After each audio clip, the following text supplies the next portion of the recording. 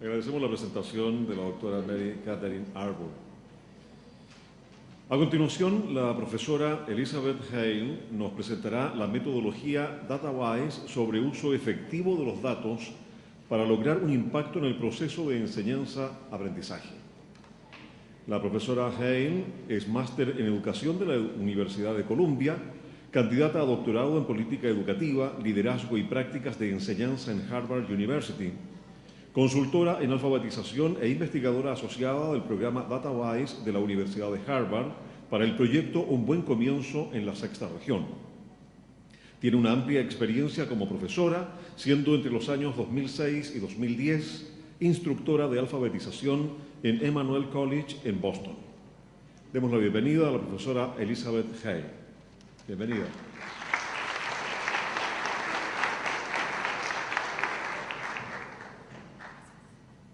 Buenos días. Estoy muy contenta de estar aquí en Santiago para hablar de DataWise. Ahora hablo en inglés. I just want to say first that before I got on my plane, I was very excited to come here, but I also feel incredibly honored to be part of this work. I felt that way yesterday, especially when we went to some schools and we met with the teachers and we saw the students, and then also just even this morning, listening to the introductions and the Minister of Education. It was so wonderful to hear somebody outside the classroom walls to talk about how important both the cognitive and the socio-emotional is to education. So maybe you can come to Estados Unidos and talk to some politicians there.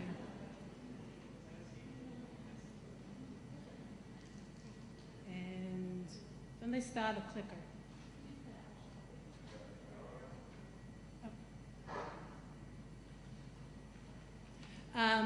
So DataWise was first started in collaboration with the Boston Public Schools and Harvard Graduate School of Education.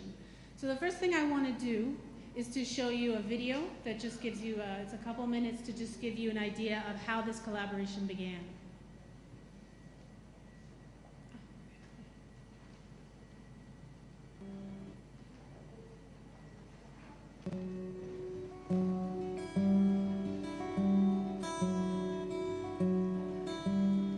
In an effort to ensure our educational system prepares children to thrive in the 21st century, schools, districts, and states have engaged in extensive assessment of student performance. As a result, teachers and administrators have been inundated with data from the many tests their students take and are seeking ways to use this data to make real and lasting improvements in teaching and learning. One of the real equalizers right now in education is that everybody is drowning in data. This is happening at elementary schools, middle schools, high schools, small schools, big schools, urban schools. Everyone is facing the same problem together. The problem is not a shortage of data. The problem is figuring out how to use that data constructively and to do so as a team. As a principal, we had collected mounds of data, both as a teacher and a principal. I knew we had file cabinets full of the stuff, but we only ever really looked at it right when the state test scores came back and we said, oh, that was good, or oh, that's terrible. But we didn't really do anything with it.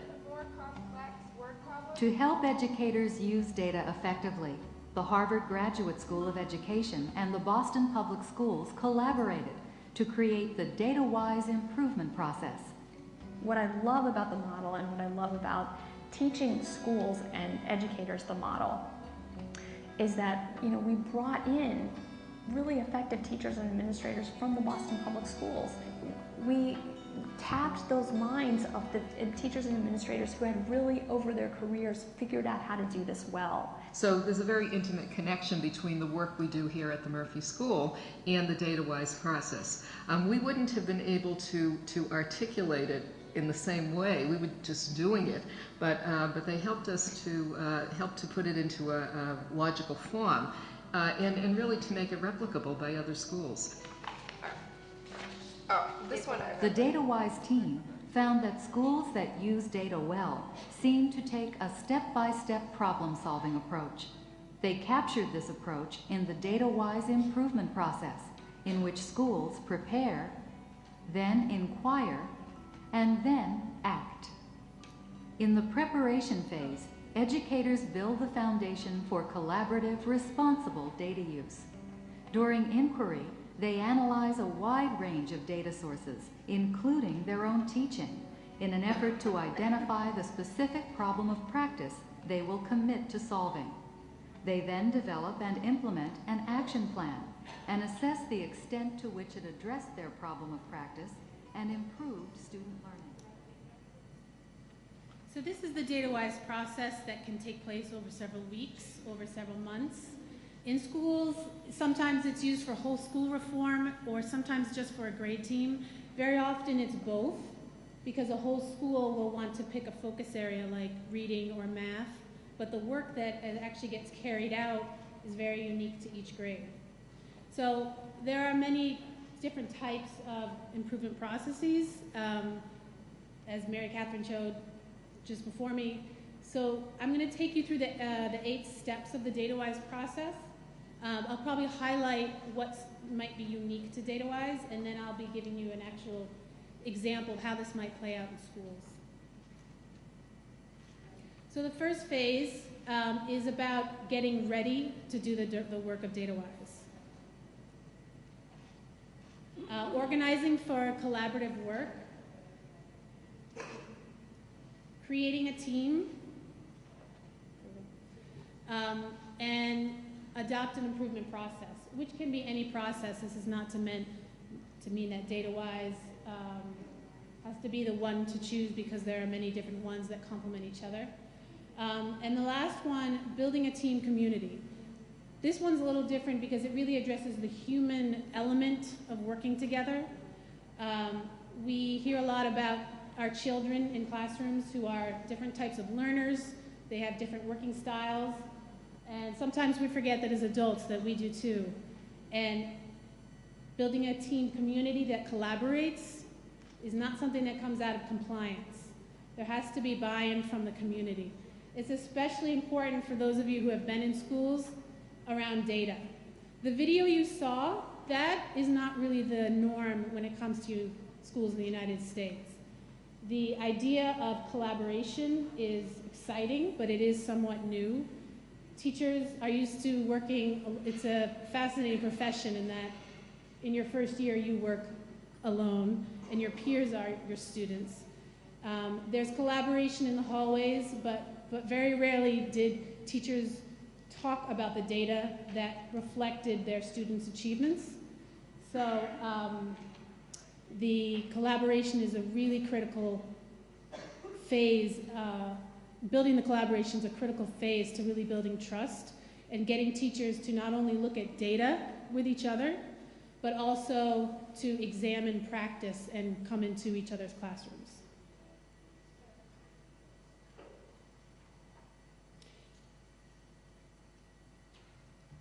So to give you an example, there are protocols that DataWise uses, because to have an open-ended conversation, to just say we want to build trust and community can be very difficult. So there is something called Compass Points protocol, which allows for a structured conversation. And the way it works is participants are given 4 different directions that describe a working style of personality. And there are only 4 choices. One, where you are the person who kind of likes to take action. The east direction is someone who likes to really think carefully before they start taking that action, really think through the plan. And then there's someone who really likes to take care of the details so that everything is kind of in place before you take that action. And then there's also what is called the South personality, which is someone who is excited about the work, but they want to make sure that everyone's voices are heard, someone who's aware of people's feelings within the group. Now, rarely is there somebody who is only one type of person. It's very often you're kind of a mixture of both. So I'm just going to ask you to just take a minute, and if you had to write down one of these types of working styles, which one would you choose? So just think about it.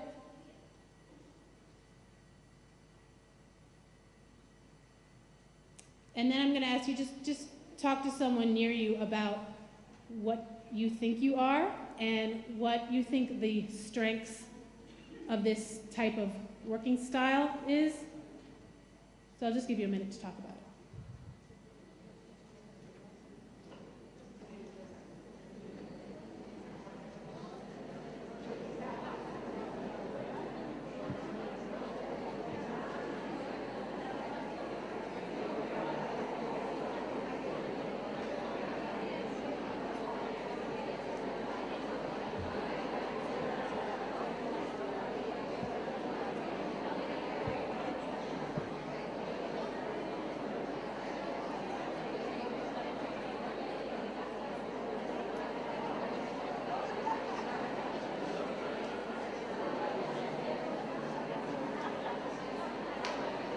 Okay, can you raise your hand if you said North likes to take action?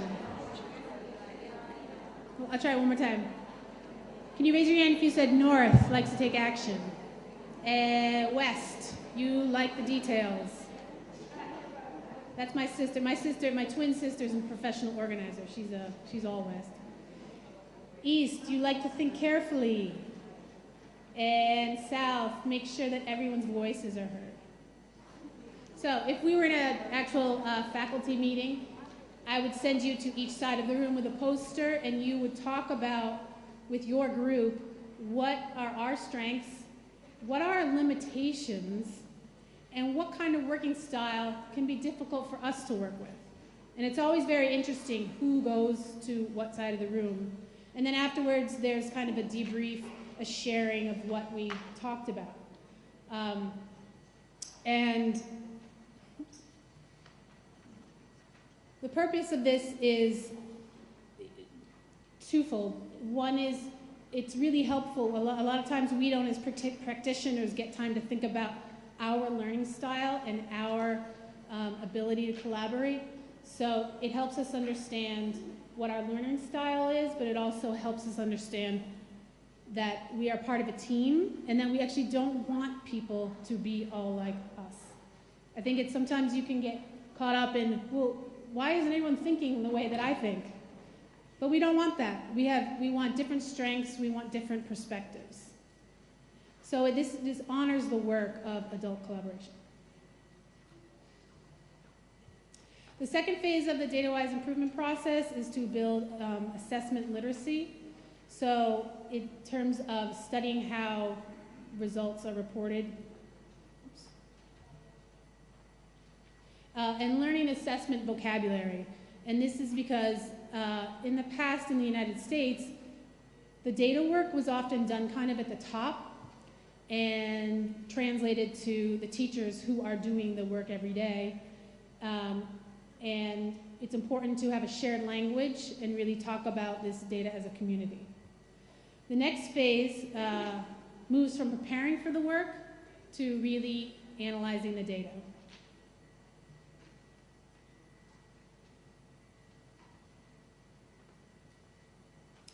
This third step, called create a data overview, is really about getting the physical data into place to make it useful. So first there is a focus that is by more administrators in terms of, are we going to focus on reading? Are we going to focus on writing? Because as much as DataWise wants teachers to be involved in the improvement process, there is also the reality of time that they are teaching every day.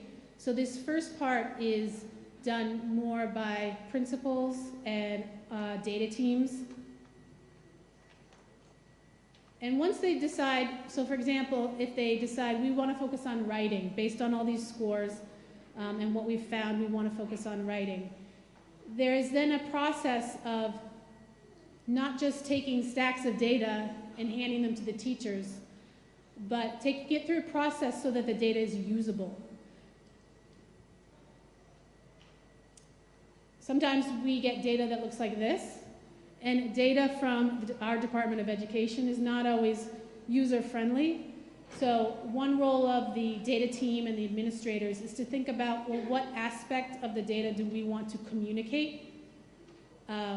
It's not about retelling all the data that's in this spreadsheet or piece of paper, but about highlighting some of the stories that are there. So an emphasis of DataWise is to really use the technology that is available so that once it's given to teachers, there can be productive conversations. Oops. And oftentimes this is done at faculty meetings where teachers are given a chance to make sense of the data. So although there is a role of the administrators in creating the visual data, it is not about saying, okay, here's the data, so this is what we need to do. There's a chance for teachers to have that important role of talking about what do we see in the data. So there's a very big emphasis on staying focused on what you see in the data before making conclusions about what you see. This can be very hard, and it's out of good intentions because a lot of us in the classroom, who have been in the classroom, we want to hurry up and make some improvements for our children. But if you are, it's very easy to jump to something that may not be the exact root cause of the challenges that you have. So just as an analogy, in the medical field, and this may go without saying, that when a doctor or nurse or healthcare provider looks at something like an X-ray, there is a phase where they are looking to see what's there before they start making interpretations. And with something like graphs or any kind of visual, DataWise really emphasizes the phrase, what do you notice, before you start saying what is happening. And so it may be something, it reminded me with Mary Catherine's video, it's kind of like you might miss the gorilla because you're so focused on maybe your own background knowledge that you may not be seeing everything there is to see.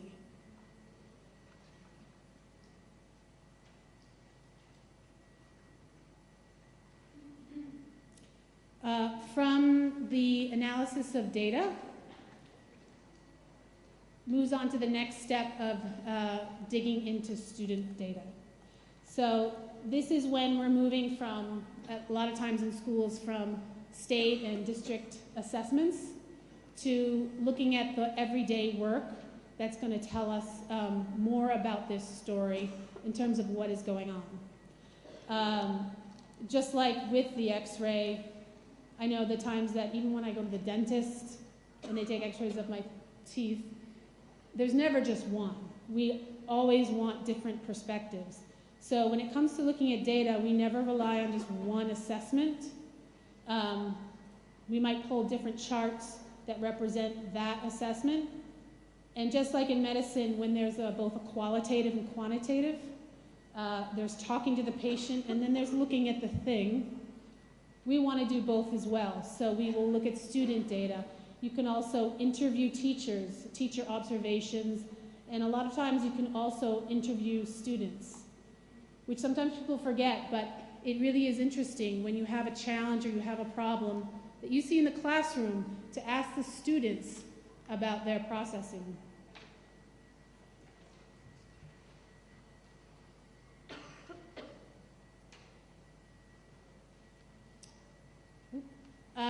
So once there is an analysis of these different types of data, DataWise emphasizes choosing something called a learner-centered problem. Again, it's very tempting to kind of jump to, this is what we need to fix. But if you can communicate, well, what does the child need before you move on to what should change in instruction, you will be much more focused during examining instruction, and you're more likely to have to make effective decisions. And in a moment, I will actually give you some examples of what a learner-centered problem might be. Then moving on to step 5, examining instruction. And there's a big difference between someone coming into a teacher's room and saying, I want to look at your teaching, and a group of teachers who are all taking turns visiting each other's classrooms, and they're looking for a learner-centered problem. Because it takes away the personal idea that we are looking at somebody's teaching, and it's more about what is the work of teaching in our school that needs to improve, and it's not about a single teacher, it's about the school.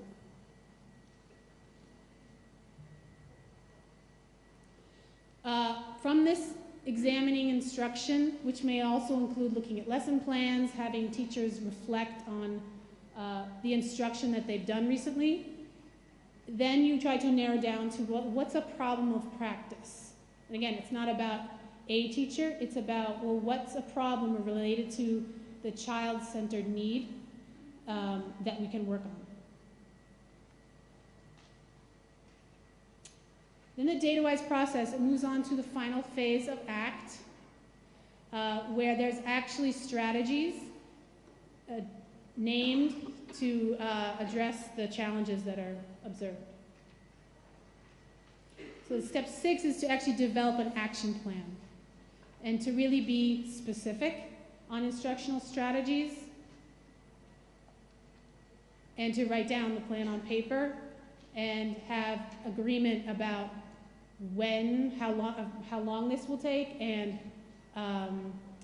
what strategies are going to be tried in different classrooms. And very often, the same strategies are tried in the same classrooms. And before carrying out those strategies is actually making a plan to how we're going to assess this. How are we going to measure what we do so that once we go to the part of the cycle where we start modifying strategies, we can have some consistency in how we're measuring them.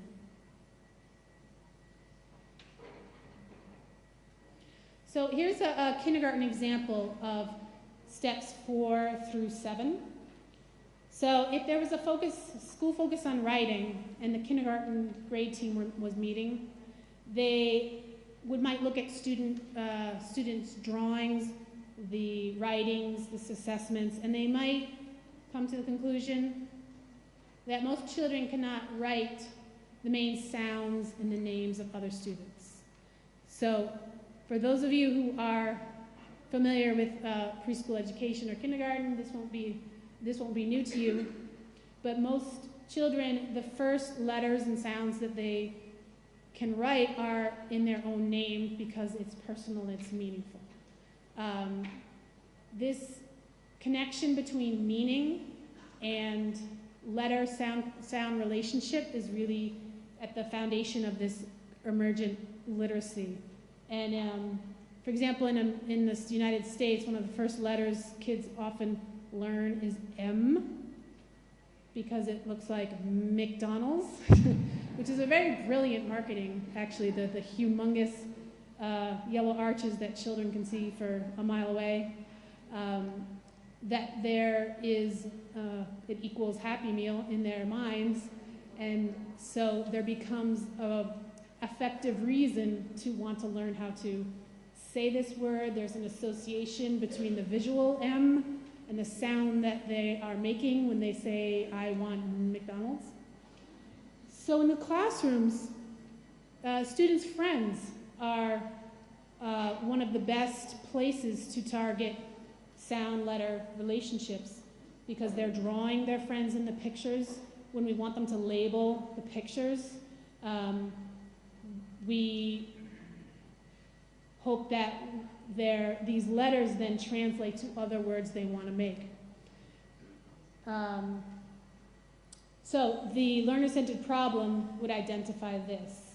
The problem of practice would need to come after some reflection, and teachers might say, well, you know, when we realize that we say students' names all the time, but we really don't have a lot of the students' names in print so that they can make that really important association.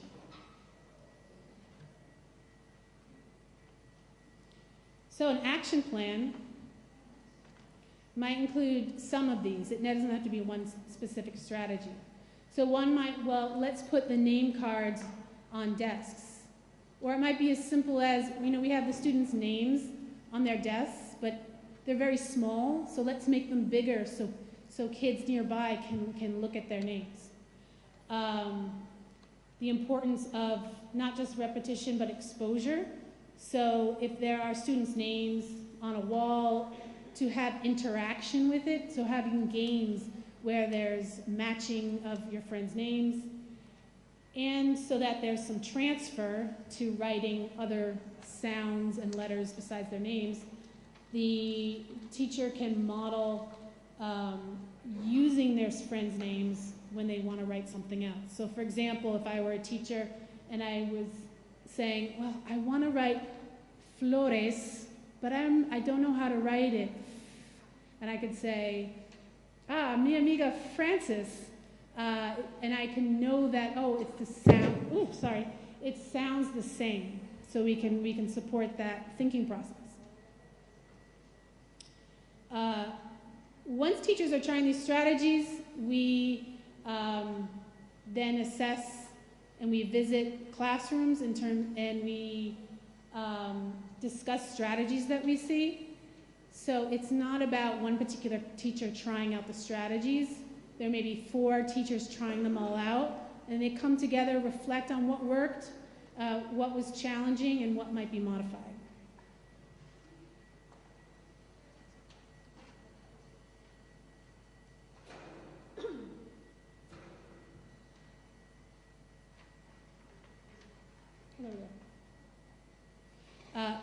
And whatever decisions were made before about how to measure the children's progress are put in at this time, and it may include every Friday having them write the names of 2 of their friends. It also may include more formal ones, so every 3 weeks having a letter ID test with letters from students' names. And this last green arrow is just to emphasize the continuous nature of the data-wise improvement process, so that once the prepare phase has been established, that there's kind of a repetition in terms of modifying strategies and then further assessing their effect. And one of the things that DataWise really tries to do with teachers is to really shift a thinking that data is just for evaluation and for determining where a teacher is in terms of achievement level, and to really help them to understand that data can actually be very empowering, and it can really help them decide how I can use data to improve teaching and learning for our children. Gracias.